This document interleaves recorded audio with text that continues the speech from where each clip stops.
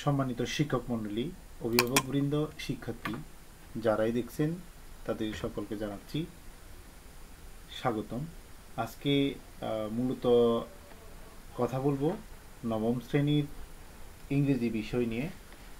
তো যারা বিশেষ করে শিক্ষার্থী এবং শিক্ষক মণ্ডলী, যারা অনেক শিক্ষার্থীরাই যেহেতু তাদের কারিকুলাম নতুন, তারা তাদের ফি এগুলা অনেক সময় বুঝতে পারছেন না। তো সেজন্যই আজকের এই টিউটোরিয়ালটি। তো এখানে দেখুন প্রথমে লেখা আছে 0.2, 0.9, 0.1, 0.2, অর্থাৎ ফি এগুলো এভাবে দেয়া থাকবে। জাস্ট আমি একটা উদাহরণ তুলে ধরলাম আপনাদের সামনে। তো প্রথমটি হচ্ছে সাবজেক্ট কোড। অনেকেই আশা করছি ইতিমধ্যেই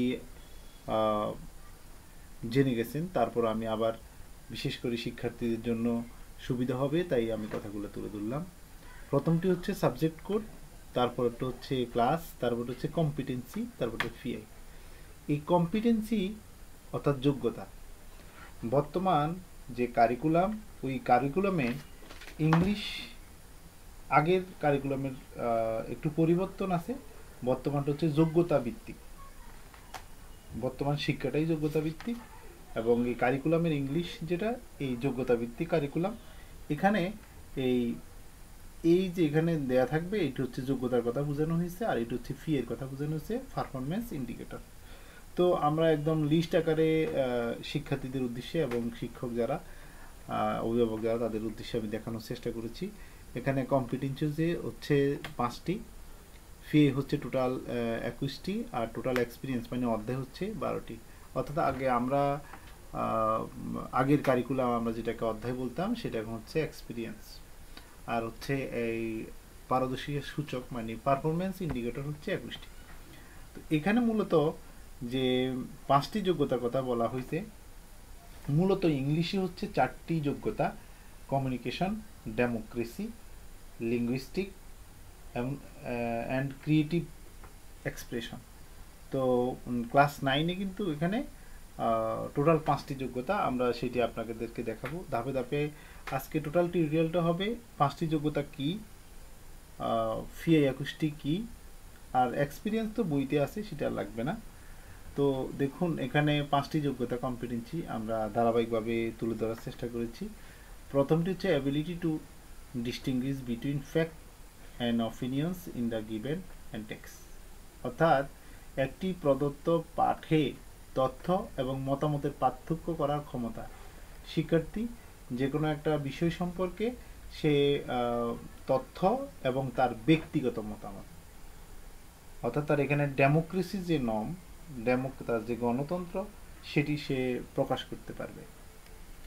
2 নম্বর যোগ্যতাটা হচ্ছে ability to diverse to tonality to maintain clarity expression, অর্থাৎ অভিব্যক্তির স্বচ্ছতা বজায় রাখার জন্য টোনালিটি তৈরি করার তার ক্ষমতা থাকবে।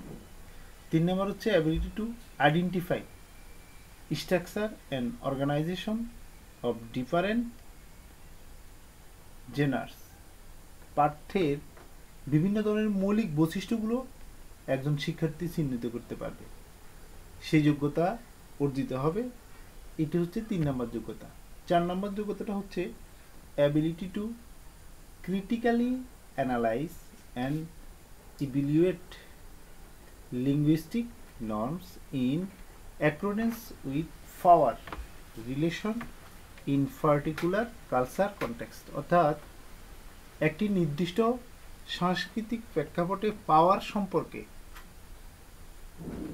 সম্পর্কেও সামঞ্জস্য রেখে ভাষাগত নিয়মগুলি সমালোচনামূলক বিশ্লেষণ এবং সেটি করার ক্ষমতা থাকবে। অর্থাৎ এখানে যে লিঙ্গুইজম, ভাষাগত যে যোগ্যতাটা টোটাল ইংলিশে এমনিতে আমরা যে নতুন কারিকুলাম 10টি যোগ্যতা, তার মধ্যে একটি হচ্ছে ভাষাগত দক্ষতা বৃদ্ধি হওয়া, সেটি হচ্ছে এই 4 নম্বর যোগ্যতাটি। 5 নম্বরটি হচ্ছে অ্যাবিলিটি টু অ্যাপ্রিসিয়েট ইন এথিচিং in English literacy text and to internalise aesthetic value in one's one, articulation, ইংরেজি সাহিত্য পাঠে নান্দনিক প্রশংসা করার ক্ষমতা এবং নিজের বক্তব্য নান্দনিক মানকে অভ্যন্তরীণ ক্ষমতা, অর্থাৎ কোনো একটি বিষয়কে আমরা যারা বাংলা বিষয় বাংলা কথা বলতে বলতে যে কোনো বিষয়টাকে খুব মাধুর্যতার সাথে তুলে ধরতে পারি, সেখানে যাতে ইংরেজিটাকেও মাধুর্যতার সাথে তুলে ধরতে পারে। তারপর দেখুন ফি, এইগুলা একদম এইগুলো অ্যাক্টিভিটির সাথে বইয়ের ফেজ সহ আমি তুলে ধরার চেষ্টা করেছি। তো পিআই এরকম ধারাবাহিক আছে। আমি প্রথম দিয়েছি 2.9.0 2.1, অর্থাৎ এটি হচ্ছে 2 নম্বর যোগ্যতার 1 নম্বর পিআই। এটা হচ্ছে 2 নম্বর যোগ্যতার 1 নম্বর পিআই। এটা তো আমরা বুঝছি, এটা হচ্ছে সাবজেক্ট কোড, এটা হচ্ছে শ্রেণী, এটা হচ্ছে যোগ্য কম্পিটেন্সি 2, এটা হচ্ছে পিআই 1। তো এটা কোথায় কোথায় পাবো আমরা, মানে এই পিআইগুলো কোন ফেজে পাবো, কোন অ্যাক্টিভিটিতে পাবো, আমি সেটা তুলে ধরার চেষ্টা করছি। টেক্সট বুক অ্যাক্টিভিটি আছে 4.2.1, সেটা হচ্ছে একদম মেইন বইয়ের 48 পৃষ্ঠায়। তারপরে 4.3.6, সেটা হচ্ছে মেইন বইয়ের 59 পৃষ্ঠায়। একইভাবে এইভাবে আমি তুলে ধরার চেষ্টা করেছি এই 2.1, অর্থাৎ 2 নম্বর যোগ্যতার 1 নম্বর পি এর জন্য এই 1, 2, 3, 4টি এই 4 পৃষ্ঠা পড়লেই মোটামুটি হয়ে যাবে, এবং এভাবে দেওয়া আছে বইতে। তারপরে আছে 2.2তে আছে আপনার এই 4টি ফেজের মধ্যে, সেটা হচ্ছে 4.3.2, 4.3.4, 4.4.1, অর্থাৎ এই ফেজ পড়লে আপনার মোটামুটি আপনি কত পৃষ্ঠায় মেইন বইয়ের কত পৃষ্ঠায় কত অ্যাক্টিভিটি এবং কোন অ্যাক্টিভিটির সাথে সম্পর্ক আছে, রিলিভেন্ট আছে, সেটি আপনি বুঝতে পারবেন। তারপরে আরও এভাবে দেওয়া আছে 2.9.5.1, অর্থাৎ এখানে যোগ্যতা নাম্বার হচ্ছে 5, পিআই নাম্বার হচ্ছে 1, পেজ নাম্বার হচ্ছে 25। এভাবে প্রত্যেকটি করে দেওয়া আছে। যোগ্যতা নাম্বার 5, পিআই নাম্বার 2, সে হচ্ছে 23 ফেজে।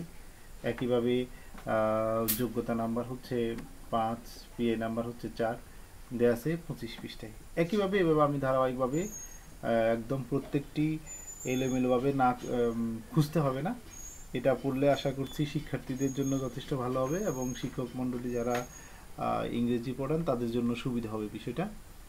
আর আরও একটি গুরুত্বপূর্ণ মেসেজ হচ্ছে, যেহেতু আমাদের মূল্যায়ন অ্যাসেসমেন্ট যেটি হবে ষান্মাসিক এবং বাৎসরিক, সেখানেও ভোট কর্তৃক ফি এগুলা দিয়ে দেয়, শিক্ষার্থীরা সেখান থেকে মূল্যায়নগুলো সমাধান করতে হয়।